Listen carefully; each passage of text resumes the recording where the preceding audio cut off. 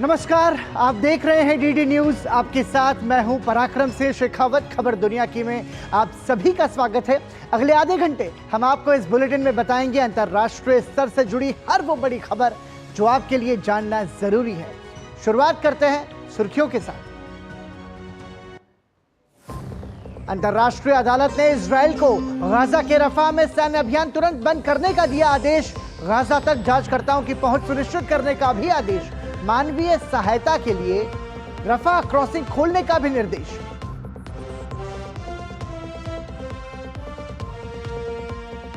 Israel ने कहा अपनी सुरक्षा और बंधकों को वापस लाने के लिए हमास के खिलाफ जारी रहेगी लड़ाई।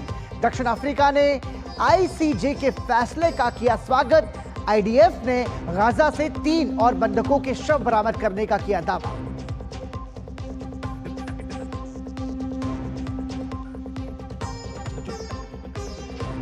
दक्षिण प्रशांत द्वीप पर बसे देश पापुआ न्यू गिनी में भूस्खलन से भारी तबाही। 100 से ज्यादा लोगों के मरने की आशंका। राहत और बचाव कार्य जारी।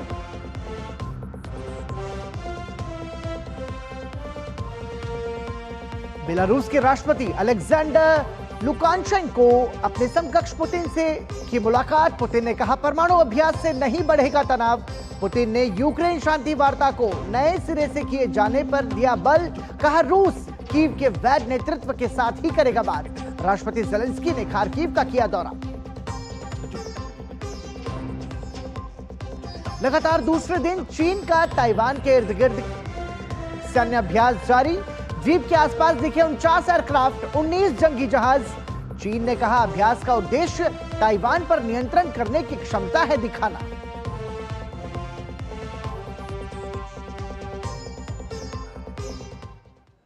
और सुर्खियों के बाद आइए अब अंतर्राष्ट्रीय स्तर से जुड़ी खबरों पर नजर डालते हैं विस्तार से। सबसे पहले बात एशिया का आईना के जरिए एशियाई देशों से जुड़ी खबरों की।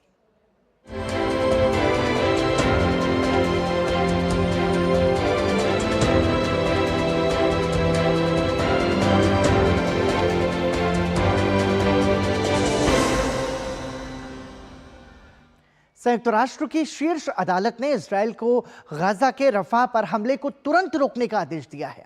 इसके अलावा अदालत ने गाजा पट्टी में जांचकर्ताओं की पहुंच सुनिश्चित करने का भी निर्देश दिया है।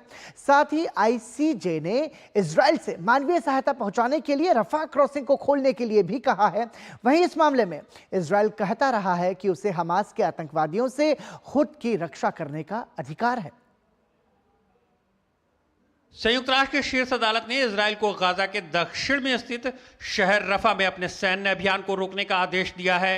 न्यायालय ने इजराइल को गाजा पट्टी तक जांचकर्ताओं की पहुंच सुनिश्चित करने का भी आदेश सुनाया है। इसके साथ ही इजराइल को मानवीय सहायता के लिए रफा सीमा को खोलने का भी निर्देश दिया है। अदालत ने कहा कि इजराइल को तत्काल आवश्यक बुनियादी सेवाओं और जरूरी मानवीय सहायता की निर्बाध आपूर्ति की अनुमति देने के लिए रफा क्रॉसिंग को खोलना चाहिए। इजराइल का कहना है कि उसे हमास के आतंकवादियों से खुद की रक्षा करने का अधिकार है और उसके द्वारा इस फैसले का पालन करने की संभावना नहीं है। अंतर्राष्ट्रीय न्यायालय के इस आदेश से गाजा में हमास के खिलाफ संघर्ष को रोकने के लिए इजराइल पर वैश्विक दबाव और बढ़ गया है। इजराइल को अपने सैन्य आक्रमण और रफाह में किसी भी अन्य कार्रवाई को तुरंत रोकना चाहिए। नरसंहार कन्वेंशन के अनुच्छेद 2 और 3 के दायरे में आने वाले कृत्यों के आरोपों से संबंधित साक्ष्य संरक्षित किए जाएं। 1 महीने के अंदर इजराइल को आदेश पर उठाए गए कदमों को लेकर रिपोर्ट जमा करनी होगी। उधर दक्षिण अफ्रीका ने इजराइल के खिलाफ अंतर्राष्ट्रीय न्यायालय के कड़े आदेश का स्वागत किया है। इससे पहले दक्षिण अफ्रीका ने अंतर्राष्ट्रीय अदालत से अनुरोध किया था कि वो इजराइल को गाजा पट्टी में अपने सैन्य अभियान बंद करने का आदेश देने के लिए आपातकालीन कदम उठाए। दक्षिण अफ्रीका अदालत द्वारा दिए गए इस फैसले का स्वागत करता है। अदालत ने इजराइल को रफाइल क्षेत्र में अपने सैन्य अभियानों को रोकने का आदेश दिया ताकि यह सुनिश्चित किया जा सके इजराइल की सैन्य कार्रवाइयों से फिलिस्तीनियों को कोई और नुकसान न हो। वहीं इस फैसले के बाद इजराइल के प्रधानमंत्री बेंजामिन नेतन्याहू ने अपनी वार कैबिनेट के मंत्रियों की आपात बैठक बुलाई। इजराइल के युद्ध कैबिनेट के मंत्री गजान ने कहा है कि इजराइल बंधकों को वापस लाने और सुरक्षा सुनिश्चित करने के लिए लड़ाई जारी रखने के लिए प्रतिबद्ध है। उन्होंने कहा कि हम अंतर्राष्ट्रीय कानून के अनुसार काम करना जारी रखेंगे। इस बीच इजराइल की सेना ने शुक्रवार को कहा है कि पिछले साल 7 अक्टूबर को मारे गए 3 और बंधकों के शव रात को गाजा से बरामद कर लिए गए हैं। सेना के मुताबिक हमास द्वारा मेफालिज्म चौराहे पर किए गए एक हमले में 3 लोग मारे गए थे और उनके शव गाजा ले जाए गए थे। कल रात गाजा में इजरायली विशेष बलों ने 3 बंधकों के शवों को बरामद किया है। गाजा के इलाके में सटीक खुफिया जानकारी के आधार पर एक विशेष अभियान के दौरान उनके शवों को बचाया गया। हमास ने पिछले साल 7 अक्टूबर को इजराइल पर हमला कर दिया था, जिसमें करीब 1200 लोग मारे गए थे। इस आतंकवादी संगठन ने करीब 250 लोगों को बंधक बना लिया था। तब से अब तक करीब आधे बंधकों को छुड़ाया जा चुका है। इजराइल का दावा है कि गाजा में अब भी करीब 100 लोगों को बंधक बनाकर रखा गया है। दक्षिण प्रशांत द्वीप पर बसे देश पापुआ न्यू गिनी में भूस्खलन से कम 100 लोगों के मारे जाने की आशंका है। बताया जा रहा है कि शुक्रवार तड़के शहर से एक दूर दराज के गांव में भारी भूस्खलन के कारण दर्जनों घर जमींदोज हो गए, जिसमें कई परिवार जिंदा दफन हो गए। सुबह 3 बजे के करीब कालोकलाम गांव में भूस्खलन होने से 50 से ज्यादा घर जमींदोज हो गए, जिनमें से कई लोग घर के अंदर ही सोते रहे। वहीं ताइवान ने कहा है कि उसके तट के पास चीन की सेना के व्यापक अभ्यास के दूसरे दिन शुक्रवार को दर्जनों चीनी युद्धक विमान और नौसैन्य पोत देखे गए। रक्षा मंत्रालय ने कहा कि उसे 49 युद्धक विमान और 19 नौसैन्य पोत के साथ साथ चीनी तटरक्षक जहाजों का भी पता चला है। बृहस्पतिवार से शुक्रवार तक 24 घंटे की अवधि में 35 विमानों ने ताइवान जलडमरू मध्य में उड़ान भरी। ताइवान में नई सरकार बनने के बाद से ही चीन और ताइवान के बीच तनाव की स्थिति बनी हुई है। चीन ने ताइवान के पास युद्धाभ्यास शुरू करके क्षेत्र में तनाव को और गहरा कर दिया है। युद्धाभ्यास के दूसरे दिन भी थल सेना, नौसेना, वायुसेना और रॉकेट बल के संयुक्त अभियान में शामिल हुए। पहली बार अभ्यास में चीन के तटरक्षक भी शामिल हुए हैं। ये तटरक्षक बल चीन के दक्षिण पूर्वी तट से दूर स्थित ताइवान के किनमेन, मात्सु, वुकियू और डोंगियन के बाहरी द्वीपों के आसपास के क्षेत्रों में तैनात होते हैं। इस बीच ताइवान के रक्षा मंत्रालय ने चीन के 49 लड़ाकू विमानों की अपनी सीमा में उड़ने का दावा किया। इन विमानों में Su-30, J-16 और KJ-500 शामिल थे। इसके साथ ही 19 नौसैनिक जहाजों को भी ट्रैक करने की बात कही है। हम लोग यहाँ युद्ध की तैयारी का जायजा लेने के लिए आए हैं। इसमें किसी के हस्तक्षेप करने का कोई अधिकार नहीं है। ताइवान की स्वतंत्रता और अलगाववाद ताइवान जल डमरू मध्य में शांति को सबसे बड़ा नुकसान पहुंचा रहे हैं। इस मामले में चीन की पीपुल्स लिबरेशन आर्मी के पूर्वी थिएटर कमांड ने कहा कि युद्धाभ्यास का उद्देश्य ताइवान की शक्ति की क्षमता का आकलन करना है। इस बीच चीनी विदेश मंत्रालय के प्रवक्ता वांग वेनबिन ने ताइवान को चीन का हिस्सा बताया है और अमेरिका से इस मामले में चीन का साथ देने की बात कही है। वहीं दूसरी तरफ ताइवान के विदेश मंत्री लिन चियालुंग ने ताइवान को लोकतांत्रिक देश बताया और कहा कि चीन को युद्धाभ्यास के नाम पर किसी भी तरह की रियायत नहीं दी जाएगी। ताइवान चीन का ताइवान है। संयुक्त राज्य अमेरिका की कुछ ताकतें चीन को नियंत्रित करने के लिए ताइवान का इस्तेमाल कर रही हैं। अगर अमेरिकी पक्ष वास्तव में शांति चाहता है तो स्वतंत्रता के लिए ताइवान के अलगाव का विरोध करे। इस तनाव के बीच चीनी मीडिया ने एक वीडियो भी जारी किया है जिनमें ताइवान को पीपुल्स लिबरेशन आर्मी के बलों से घिरा दिखाया गया है। सैन्य युद्धाभ्यास को लेकर संयुक्त राष्ट्र अमेरिका ने सभी पक्षों से संयम बरतने को आग्रह किया।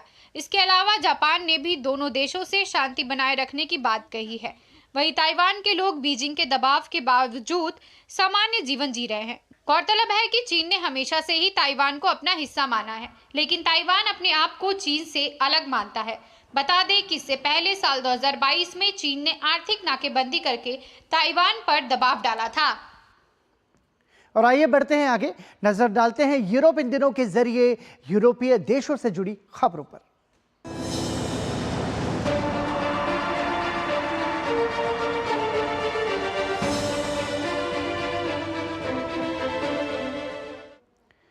रूस और यूक्रेन के बीच 2 सालों से अधिक समय से चल रहा युद्ध थमने का नाम ही नहीं ले रहा है। इस बीच बेलारूस के राष्ट्रपति रूस के दौरे पर पहुंचे। उन्होंने अपने रूसी समकक्ष व्लादिमीर पुतिन के साथ कई मुद्दों पर चर्चा की। पुतिन ने कहा कि यूक्रेन शांति वार्ता को नए सिरे से शुरू किया जाना चाहिए, लेकिन रूस यूक्रेन के सिर्फ वैध नेतृत्व के साथ ही बातचीत कर सकता है। साथ ही उन्होंने परमाणु अभ्यास से क्षेत्र में तनाव बढ़ने की आशंका को खारिज कर दिया। हाल के दिनों में रूसी सेना यूक्रेन के पूर्वोत्तर क्षेत्र में आक्रामक रुख अपनाए हुए है। रूस खार्किव में जमीनी हमले के साथ साथ हवाई हमले भी कर रहा है। गुरुवार को खार्किव को निशाना बनाते हुए रूस ने कई मिसाइलें दागी थी, जिसमें करीब 7 लोगों की मौत हो गई थी। शुक्रवार को राष्ट्रपति व्लादिमीर ज़ेलेंस्की ने हमले वाले इलाके का दौरा किया। रूसी सेनाओं ने 10 मई को सीमा पार हमला कर बड़ी बढ़त का दावा किया है। खार्किव रूसी सीमा से 30 किलोमीटर दूर स्थित यूक्रेन का दूसरा सबसे बड़ा शहर है। इस बीच यूक्रेनी सेना ने कहा है कि डोनेस्क क्षेत्र के प्रोक्वेस और कुराखो शहर के पास रूसी सेनाओं को आंशिक सफलता जरूर मिली है, लेकिन खार्किव क्षेत्र में स्थिति नियंत्रण में है। साथ ही ये भी कहा है कि यूक्रेनी रक्षा बलों ने खार्किव क्षेत्र में रूसी सैनिकों को रोक दिया है और रूस के हालिया हमलों में खोए हुए क्षेत्रों पर नियंत्रण हासिल करने के लिए आक्रामक कार्रवाई की जा रही है। जमीनी हमलों के बाद यूक्रेन के हजारों नागरिक क्षेत्र छोड़कर चले गए हैं। कहा जा रहा है कि लड़ाई बढ़ने के साथ ही यूक्रेन की कम से कम एक इकाई को खार्किव क्षेत्र से पीछे हटने के लिए मजबूर होना पड़ा है। इससे रूस की सेना को सीमा से लगे एक बड़े हिस्से पर नियंत्रण हासिल हो गया है। Курахівських напрямках. На сьогодні там це 2 такі दुश्मन को रोक दिया गया है। यूक्रेनी रक्षा बलों द्वारा दुश्मन पर गोलाबारी की जा रही है। सैनिक दुश्मन के हाथों खोए हुए क्षेत्रों पर फिर से नियंत्रण हासिल करने के लिए आक्रामक कार्रवाई शुरू करने की योजना बना रहे हैं। озброєнням. Да, на сьогодні противник इस बीच रूस के विदेश मंत्री सर्गेई लावरोव ने कहा है कि अमेरिका ने जो हथियार यूक्रेन को मुहैया कराए हैं, उसे संघर्ष क्षेत्र के बाहर और नागरिक बुनियादी ढांचे को निशाना बनाते हुए इस्तेमाल किया जा चुका है। हालांकि उन्होंने इससे संबंधित कोई विवरण नहीं दिया। वास्तव में वे हमारे खिलाफ युद्ध छेड़ रहे हैं और अमेरिकी हथियारों का इस्तेमाल पहले ही संघर्ष क्षेत्र के बाहर विभिन्न वस्तुओं पर किया जा चुका है। इस बीच बेलारूस के राष्ट्रपति अलेक्जेंडर लुकाशेंको रूस के दौरे पर पहुंचे हैं। अपने समकक्ष राष्ट्रपति पुतिन से मुलाकात के दौरान सुरक्षा और सामरिक परमाणु हथियारों के अभ्यास के मोर्चे पर चर्चा होने की उम्मीद है। वहीं पोलैंड के संसद की प्रमुख कीव के दौरे पर पहुंची हैं। उनकी इस यात्रा के दौरान दोनों देशों के द्विपक्षीय सुरक्षा समझौते को लेकर बातचीत होने वाली है। रूस की तरफ से यूक्रेन पर ताबड़तोड़ हमलों के बीच अमेरिका यूक्रेन की मदद के लिए एक बार फिर सामने आया है। अमेरिका अब यूक्रेन को $275 मिलियन का मिलिट्री एड पैकेज देने की तैयारी कर रहा है। उधर रिपब्लिकन पार्टी के राष्ट्रपति पद के उम्मीदवार डोनाल्ड ट्रंप ने कहा था कि स्ट्रीट जर्नल के रिपोर्टर इवान गोशाकोविच को रूसी जेल से मुक्त कराने के लिए रूसी राष्ट्रपति व्लादिमीर पुतिन के साथ अपने संबंधों का उपयोग करेंगे। उनके इस बयान का राष्ट्रपति बाइडेन ने मजाक उड़ाते हुए ट्रंप को लोगों का दुश्मन बताया। और अब बात ब्रिटेन की। ब्रिटेन में आम चुनाव के लिए तारीखों का ऐलान हो गया है। ब्रिटेन में आगामी 4 जुलाई को आम चुनाव के लिए मतदान होगा। कई महीनों की अटकलों पर विराम लगाते हुए ब्रिटिश प्रधानमंत्री ऋषि सुनक ने समय से पहले ही चुनाव की तारीख की घोषणा की है। ओपिनियन पोल में पिछड़ने के कारण इसे उनकी पार्टी की जोखिम भरी रणनीति माना जा रहा है। पूर्व निवेश बैंकर और वित्त मंत्री ने 2 वर्ष से भी कम समय पहले प्रधानमंत्री का पदभार संभाला था। चुनाव के लिए दोनों पार्टियों ने प्रचार शुरू कर दिया है। चुनावी सर्वेक्षणों में लेबर पार्टी आगे चल रही है। प्रधानमंत्री ऋषि सुनक सहित लेबर पार्टी के प्रमुख नेताओं ने स्कॉटलैंड में प्रचार अभियान में शिरकत की है। वहीं पूर्व लेबर पार्टी के नेता जेरेमी कॉर्बिन स्वतंत्र चुनाव लड़ेंगे। ब्रिटेन में चुनावी सरगर्मियां तेज होती जा रही हैं। देश की 2 बड़ी मुख्य पार्टियां सत्ताधारी कंजर्वेटिव और लेबर पार्टी ने अपना चुनाव प्रचार अभियान शुरू कर दिया है। दोनों ही पार्टियों के कद्दावर नेता ब्रिटेन में उपजे आर्थिक और राजनीतिक संकट से देश को उबारने का दावा ठोक रहे हैं। वहीं ब्रिटेन के प्रधानमंत्री ऋषि सुनक की दुनिया के सबसे सख्त धूम्रपान विरोधी कानून की योजना पर अब पानी फिर गया है। सुनक सरकार का प्लान था कि देश में 15 साल या उससे कम उम्र के बच्चों के धूम्रपान करने या सिगरेट खरीदने पर प्रतिबंध लगाया जाए। लेकिन अब मध्यावधि चुनावों की घोषणा होने के बाद संसद को भंग कर दिया गया है, जिसके कारण यह अब कानून नहीं बन पाएगा। इसी बीच चुनावी प्रचार के लिए सुनक स्कॉटलैंड पहुंचे, जहां उन्होंने स्कॉटलैंड के कंजर्वेटिव नेता डगलस रॉस से मुलाकात की। इस सत्र में समय की कमी के चलते धूम्रपान पर प्रतिबंध लगाने वाला कानून लागू नहीं हो सका। मुझे इस बात से बेहद निराशा हुई है, लेकिन मैं ऐसा प्रधानमंत्री हूं जो कि साहसी कदमों को लेने के पीछे नहीं हटता हूं।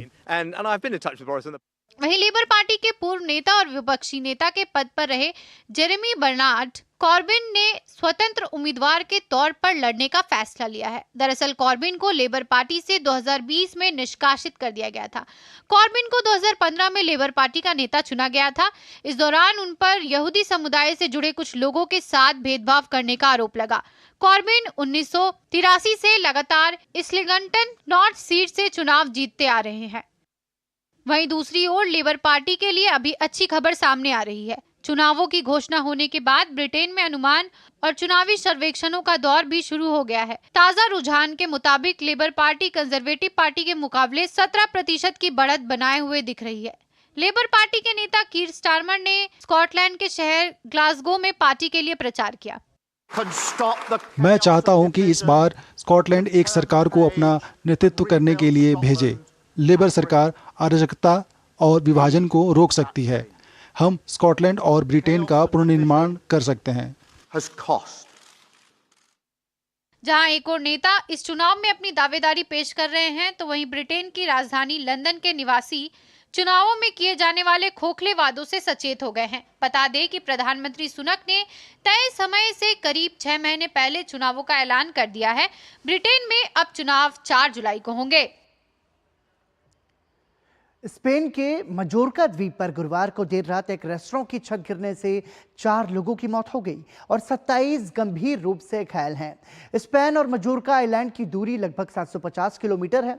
पुलिस के मुताबिक रेस्टोरेंट 3 मंजिला था, जिसका एक पिलर गिर गया, जिससे छत का एक हिस्सा नीचे गिर गया। और यहां रुक रहे हैं एक छोटे से ब्रेक के लिए। ब्रेक के बाद आपको बताएंगे अफ्रीका नामा में अफ्रीकी देशों से जुड़ी महत्वपूर्ण खबरें।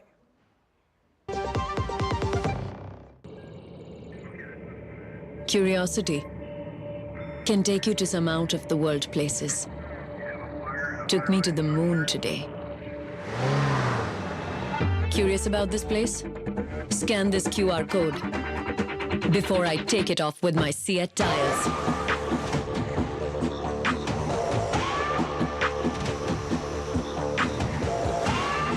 Seat, crafted for the curious. बात जब पीढ़ियों के लिए बनने वाले घर की हो तो जिम्मेदारी बड़ी हो जाती है। गैलेंट समझता है ये जिम्मेदारी। अब डबल एम रिब्स के साथ गैलेंट एडवांस TMT रीबार निर्माण का रियल हीरो। गोल्डी छोले मसाले, जहाँ जाएं रिश्ते बनाएं। जहाँ जाए रिश्ते बनाए, गोल्डी मसाले। यकीन है खुद पर है नाज। सुनती हूँ अपने मन की आवाज। कभी शर्मीली तो कभी हूँ जाबाज। रुकना मेरी आदत नहीं, थमना मेरी चाहत नहीं। मैं हूँ नारी, यही मेरा अंदाज। हर जिम्मेदारी मैं बखूबी निभाती हूँ। वोट दे, प्राउड वोटर कहलाऊंगी। पूरे देश संग चुनाव का पर्व मनाऊंगी। क्या हुआ? I have lost everything काका। मैंने अपनी 3 साल की सारी सेविंग्स ज्यादा फायदे के चक्कर में नए ट्रेंड्स पे लगा दी। Relax and move to proper investments like mutual funds. वो रेगुलेटेड है, वेरीफाइड भी है and are handled by experts. अब तो मैं पूरा जीरो पे आ गया हूँ। थैंक्स काका। अब सब सही है। म्यूचुअल फंड निवेश बाजार जोखिमों के अधीन है। योजना से जुड़े सभी दस्तावेजों को ध्यान से पढ़ें। शुक्ला बता रहा था आपके बाबूजी ने जायदाद का कुछ हिस्सा नौकर के नाम कर दिया। अब नौकर हर काम अपना घर समझ के करेगा। समर कूल, जो हर दिल करे कबूल। तुम्हें पता है इन्वेस्टर्स के लिए एक इन्वेस्टर प्रोटेक्शन फंड होता है IPF। लेकिन अगर तुम्हारा ट्रेड एक्सचेंज पर एग्जीक्यूट नहीं हुआ या फिर कोई गारंटीड रिटर्न्स वाली स्कीम है तो ये IPF आपकी मदद नहीं कर सकता है। और अगर आपका ब्रोकर ही डिफॉल्टर बन जाए तो फिर IPF आपको कॉम्पेंसेशन दिला सकता है। कहाँ से सीखा? NSE की साइट पर। समझकर इन्वेस्ट कर। ब्रेक के बाद आपका स्वागत। आप देख रहे हैं खबर दुनिया की और आइए अब नजर डालते हैं अफ्रीका नामा पर।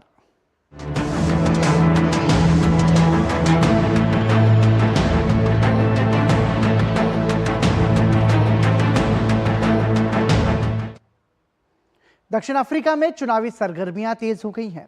यहां 29 मई को वोट डाले जाएंगे। दक्षिण अफ्रीका के इस आम चुनाव के दौरान प्रांतीय चुनाव भी हो रहे हैं। कुल 70 राजनीतिक दल और 11 स्वतंत्र उम्मीदवार राष्ट्रीय और प्रांतीय चुनाव मैदान में हैं। अनुमान के मुताबिक करीब 3 दशक से सत्ता पर काबिज ANC पार्टी पहली बार चुनाव में बहुमत से दूर होती दिखाई दे रही है।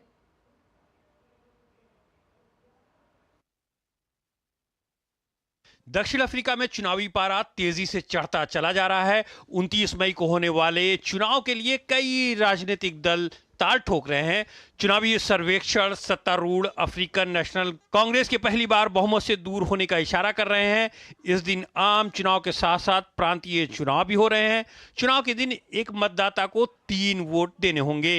एक मतपत्र के जरिए नेशनल असेंबली के लिए एक पार्टी को चुनना होगा। मिले मत प्रतिशत के आधार पर पार्टियों के बीच संसद की 20 सीटें विभाजित की जाती हैं। दूसरा प्रांत से राष्ट्रीय मतपत्र होता है। इसके नेशनल असेंबली में दक्षिण अफ्रीका के 9 प्रांतों में प्रत्येक का प्रतिनिधित्व करने की दावेदारी करने वाले दल और स्वतंत्र उम्मीदवार शामिल होते हैं। इसके तहत असेंबली की अन्य 200 सीटें तय होती हैं। प्रत्येक प्रांत को उसकी जनसंख्या के आकार के आधार पर कई सीटें आवंटित की जाती हैं। असेंबली के यही 400 सांसद साधारण बहुमत से राष्ट्रपति का चुनाव करते हैं। तीसरा मतदान प्रांतीय विधानसभा के लिए होता है। कुल 70 राजनीतिक दल और 11 स्वतंत्र उम्मीदवार राष्ट्रीय और प्रांतीय चुनाव के लिए मतदान में हैं। 1994 से अब तक हुए सभी चुनाव में ANC ने ही जीत दर्ज की है और इसी पार्टी का राष्ट्रपति नियुक्त हुआ है। हालांकि इस बार उसकी हालत थोड़ी पतली दिखाई दे रही है। सर्वे में ANC को करीब 40% वोट मिलते दिखाई दे रहे हैं। 2019 में हुए चुनाव में पार्टी को 57.5% मत मिले थे। पिछले 4 चुनाव में ANC का वोट प्रतिशत धीरे धीरे गिरा है, लेकिन कभी भी 5% से अधिक नहीं। अगर ANC बहुमत हासिल कर लेती है तो राष्ट्रपति सिरिल रामाफोसा नई नेशनल असेंबली के प्रमुख के तौर पर नियुक्त हो सकते हैं।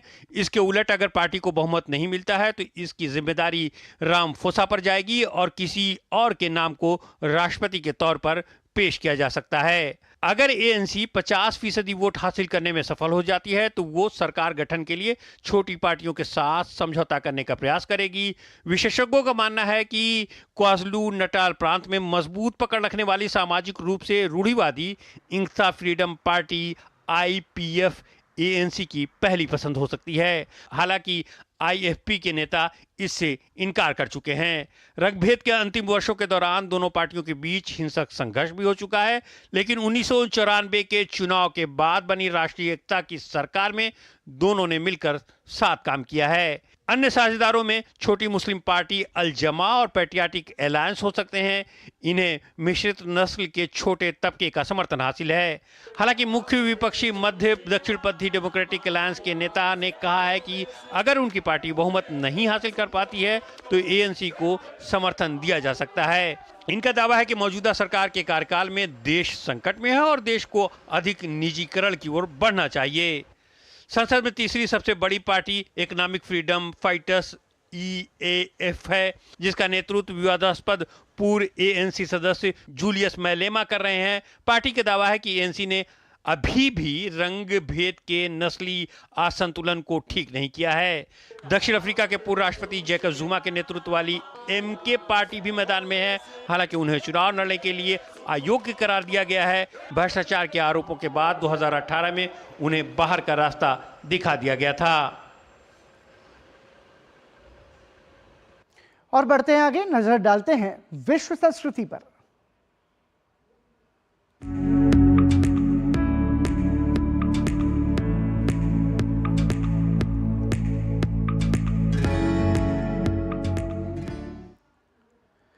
दक्षिण पूर्व यूरोप में स्थित देश बुल्गारिया पूरी दुनिया में गुलाब के तेल का प्रमुख उत्पादक देश है।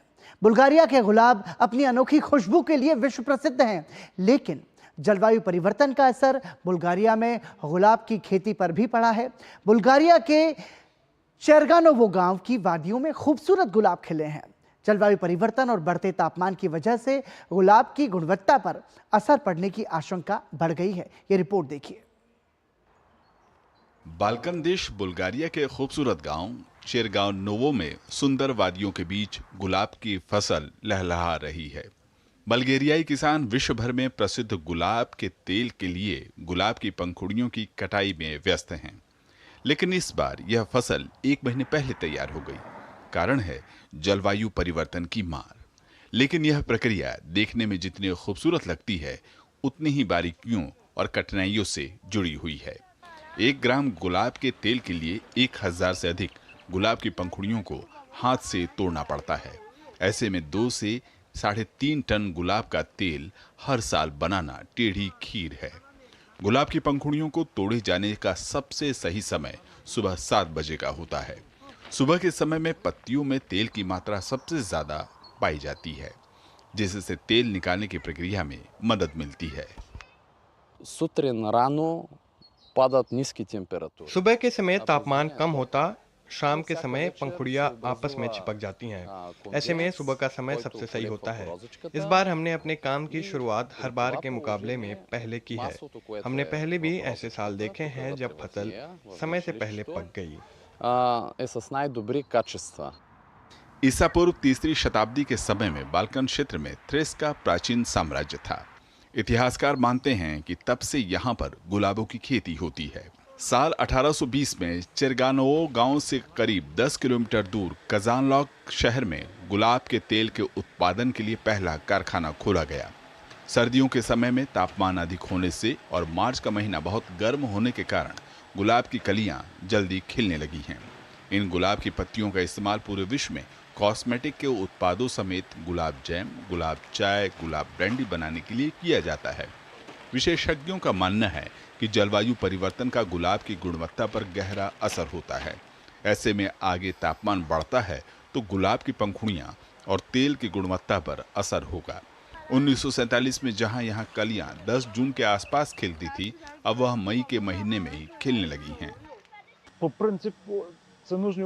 जलवायु परिवर्तन का असर न केवल गुलाब के तेल पर होगा, बल्कि इसके कारण अन्य सभी पेड़ों की प्रजातियों पर असर पड़ सकता है।